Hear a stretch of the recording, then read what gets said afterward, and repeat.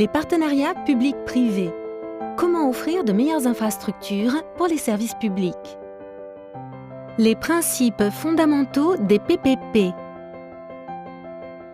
Bonjour, je suis Stéphane Saussier, professeur d'économie à l'IE de Paris-Sorbonne. Alors on va parler des PPP et peut-être la première chose à dire sont que les partenariats publics-privés sont très à la mode. En effet, il ne se passe pas une semaine sans que vous ayez un article de presse qui traite de près ou de loin des partenariats publics-privés. Si par exemple vous allez voir dans le Financial Times, vous verrez qu'il y a eu depuis 1990 environ 800 articles, même plus que 800 articles, qui traitent de cette question directement ou indirectement. Mais dès qu'on aborde la question de la définition des partenariats publics-privés, c'est un peu plus compliqué et c'est toujours un peu plus confus. Alors essayons d'être clairs sur ce point de définition. Ce qu'on appelle un partenariat public-privé, c'est un accord contractuel entre une autorité publique, qui peut être nationale ou locale, et un opérateur qui peut être privé ou semi-public ou semi-privé d'ailleurs, qui consiste en un accord global dans lequel l'opérateur s'engage à investir et à gérer un service public. Donc c'est vraiment ça qui fait la caractéristique principale d'un partenariat public-privé, le fait que ce soit un accord global où il y ait une partie investissement et une partie gestion du service. On peut penser par exemple à la mise en place de nouvelles infrastructures comme les autoroutes, la gestion des déchets, la gestion de l'eau. On peut aussi penser à de gros investissements pour maintenir ou développer certaines infrastructures existantes. En réalité, si on essaie de rentrer un petit peu plus dans le détail, on peut distinguer schématiquement deux types de partenariats publics-privés. D'un côté, les partenariats publics-privés dans lesquels l'autorité publique délègue aux partenaires le risque de demande. Donc concrètement, ce sont les partenariats publics-privés de type concession, concessif, dans lesquels l'opérateur privé est rémunéré en fonction de la demande future. Ce sont les utilisateurs du service qui rémunèrent directement l'opérateur privé. Alors évidemment, ce ne sont pas des types de partenariats publics-privés qui sont très récents. Ces concessions existent en France, par exemple, depuis plusieurs siècles. Le Pont Neuf a été reconstruit au début du XVIIe siècle avec ce type d'accord contractuel. Ce ne sont pas des accords contractuels récents et ce ne sont pas non plus des accords contractuels qui sont assez rares, puisque si vous regardez les données qui existent sur le sujet, et notamment la base de données PPI pour Private Participation in Infrastructures, qui est développée par la Banque mondiale, vous verrez que sur les 107 milliards d'investissements, de promesses d'investissement qui ont été réalisées en 2014, la plus grande partie consiste en des contrats de concession.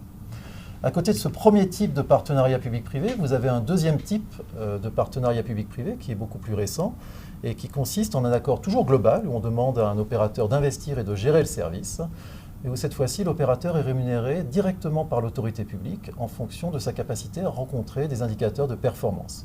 Ce sont les fameux PFI, pour Private Finance Initiative, qui ont été lancés au début des années 90 en Angleterre et qui se sont développés assez largement en Europe.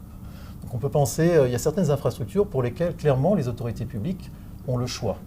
Un nouveau stade, une nouvelle autoroute, un nouveau musée, vous avez clairement le choix de financer sous forme de concession ou sous forme de PFI. Vous avez d'autres infrastructures où il est plus difficile de demander aux utilisateurs finaux de payer directement l'opérateur qui a à sa charge l'investissement et la gestion du service, comme par exemple la mise en place de nouvelles écoles, de nouveaux hôpitaux, de nouvelles prisons.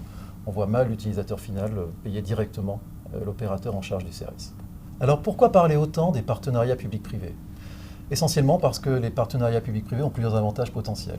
Premier avantage potentiel, c'est que dans cette période où beaucoup d'autorités publiques sont contraintes financièrement, ont des capacités d'endettement très limitées, il est intéressant de pouvoir faire appel au privé pour s'endetter, investir et développer de nouvelles infrastructures et de nouveaux services publics. Mais le principal intérêt des partenariats publics-privés ne réside probablement pas là. Le principal intérêt des partenariats publics-privés, c'est de faire appel à des partenaires qui ont généralement plus d'expérience, plus de capacités d'innovation et qui généralement ont plusieurs clients, opèrent sur des zones géographiques très larges et donc bénéficient d'économies d'échelle qui les rendent plus efficaces que la solution publique, totalement publique, où l'autorité investirait elle-même et gérerait le service de manière directe. Un autre avantage aussi des partenariats publics-privés, c'est que ça permet à l'autorité publique de se spécialiser sur finalement ce qui devrait être sa tâche essentielle, qui est de contrôler la qualité du service qui est rendu aux citoyens et pas forcément de le produire directement. Les quelques retours d'expérience qu'on a sur les partenariats publics-privés sont plutôt favorables, notamment sur la question du délai de délivrance des infrastructures. En effet, quel que soit le type de partenariat public-privé, que l'opérateur soit rémunéré directement par les usagers ou qu'il soit rémunéré directement par les autorités publiques, bien souvent, sa rémunération est conditionnée au fait que l'infrastructure soit délivrée dans les temps. Et c'est ce qu'on observe. Il ne faut pas le perdre de vue parce que c'est un avantage essentiel des partenariats publics-privés. Pour certaines infrastructures qui sont essentielles pour les citoyens, c'est vraiment important de les avoir dans les temps. Malgré tout, les retours d'expérience suggèrent aussi qu'il y a certaines conditions nécessaires qui doivent être remplies pour que les partenariats publics-privés se passent bien. Et ces conditions nécessaires ne sont pas toujours faciles à respecter. Et c'est peut-être sur ce point que je vais conclure cette introduction. Donc, quelles sont les conditions de succès des partenariats publics-privés ? Je pense qu'il faut vraiment garder à l'esprit que les partenariats publics-privés sont des accords contractuels complexes, généralement de long terme, puisqu'il y a des investissements lourds qui sont impliqués dans ces accords et qui doivent être amortis sur le long terme. Et dès lors, il y a différentes étapes qui sont cruciales. La première étape, c'est l'étape de sélection du partenaire, de l'opérateur qui va mettre en place les investissements et gérer le service. Généralement, vous avez une première étape de mise en concurrence, puisque pendant la gestion du service, l'opérateur est en situation de monopole, donc il est nécessaire de le mettre en concurrence lors d'appels d'offres pour sélectionner la meilleure offre. Et cette étape de sélection du partenaire est souvent assez complexe. Elle est rendue assez complexe parce qu'on est bien souvent sur des secteurs qui sont assez concentrés. Donc vous avez très peu d'offreurs potentiels, très peu de partenaires potentiels. Il peut y avoir des ententes entre les entreprises, les opérateurs candidats. On est souvent sur des contrats qui sont de très gros montants et donc on peut avoir aussi des problèmes de corruption. On est aussi dans des cas où les entreprises peuvent avoir des comportements stratégiques. Et donc on peut observer certaines entreprises qui peuvent faire des offres très alléchantes, proposer des prix très faibles en espérant renégocier ensuite le contrat. Il y a notamment quelques retours d'expérience et une étude très intéressante de José Luis Guasch dans un ouvrage qui a été édité par la Banque mondiale, qui étudiait plus de 1000 contrats de concession dans la zone, en Amérique latine et qui montrait que plus de 50% de ces contrats étaient renégociés moins de 2 ans après leur signature. Alors quelquefois pour de bonnes raisons, il y a de bonnes raisons de renégocier ces contrats, et on en parlera dans quelques secondes, mais quelquefois aussi pour de mauvaises raisons, simplement parce que les opérateurs bident, enchérissent très fort pour ensuite renégocier ces contrats. Enfin, une dernière difficulté qu'on peut observer à cette étape de sélection, c'est que quelquefois la meilleure offre provient de l'opérateur qui est le plus optimiste, qui est notamment le plus optimiste sur ses coûts de production et sur la demande future. Et l'autorité publique ne veut pas sélectionner l'opérateur le plus optimiste, puisque généralement c'est celui qui va faire faillite ensuite et qui va poser des problèmes lors de l'exécution du contrat. C'est ce qu'on appelle la malédiction du vainqueur. Alors toutes ces difficultés, en fait, vous avez des solutions. Par exemple, juste pour vous donner un exemple, sur le problème de malédiction du vainqueur, vous avez une solution qui a été proposée et qui est utilisée, qui consiste à demander aux opérateurs privés non pas d'enchérir sur un prix, mais d'enchérir sur un chiffre d'affaires qu'ils veulent réaliser sur la durée du contrat. Et dès lors que le contrat démarre, si la demande est plus faible que prévu, le contrat dure un peu plus longtemps que prévu. Si la demande est plus forte que prévu, si c'est une bonne surprise, le contrat s'arrêtera un peu avant le terme prévu du contrat. Donc vous voyez qu'on a des solutions pour éviter ces problèmes. Ici, c'est un exemple pour éviter le problème de malédiction du vainqueur. Un exemple d'ailleurs qui est utilisé, une solution qui est utilisée au Chili dans différents secteurs, notamment dans le secteur autoroutier. Vous avez d'autres solutions aussi pour les autres difficultés que j'ai évoquées.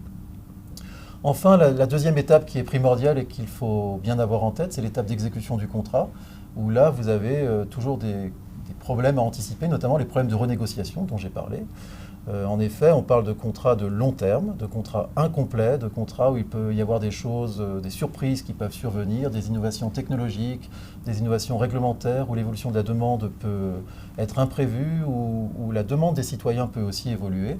Et généralement, tous ces contrats sont amenés à être renégociés. Et il faut l'anticiper. Il faut notamment que l'autorité publique réfléchisse en amont à la manière dont elle anticipe, dont elle envisage de renégocier ces contrats dans le temps.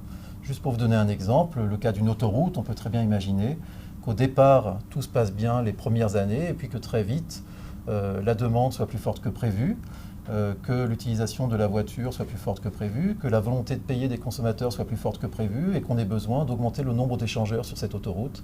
Dès lors, on a besoin de renégocier le contrat, et il est plus pratique de l'avoir anticipé plutôt que de se retrouver par surprise dans une renégociation qu'on n'a pas anticipée et où on est dans une position plutôt de faiblesse.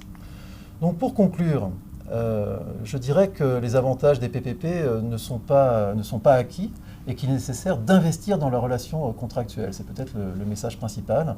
Les partenariats publics-privés ne sont pas des privatisations. Il ne s'agit pas pour les autorités publiques de se débarrasser ou d'externaliser la gestion du service public. Il s'agit pour l'autorité publique vraiment de se spécialiser sur la fonction de contrôle et de régulation des services publics en déléguant l'investissement et la gestion du service à un opérateur privé qui reste sous contrôle de l'autorité publique. Donc c'est vraiment un point important. Ça veut dire aussi qu'il faut vraiment, pour les autorités publiques, envisager dès le départ de développer de nouvelles compétences, de monter en compétences plus largement. Et de ce point de vue-là, les instances qui existent, les instances nationales ou les instances de conseil qui existent et qui sont là pour aider, épauler les autorités publiques dans la mise en place de ces partenariats, sont des instances qui sont vraiment essentielles de mon point de vue.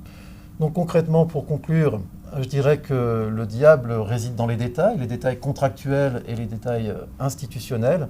L'objectif de ce MOOC, c'est justement de rentrer dans les détails, de démystifier les partenariats publics-privés, de préciser les conditions dans lesquelles ces partenariats publics-privés seront des succès et finalement d'en tirer le meilleur profit.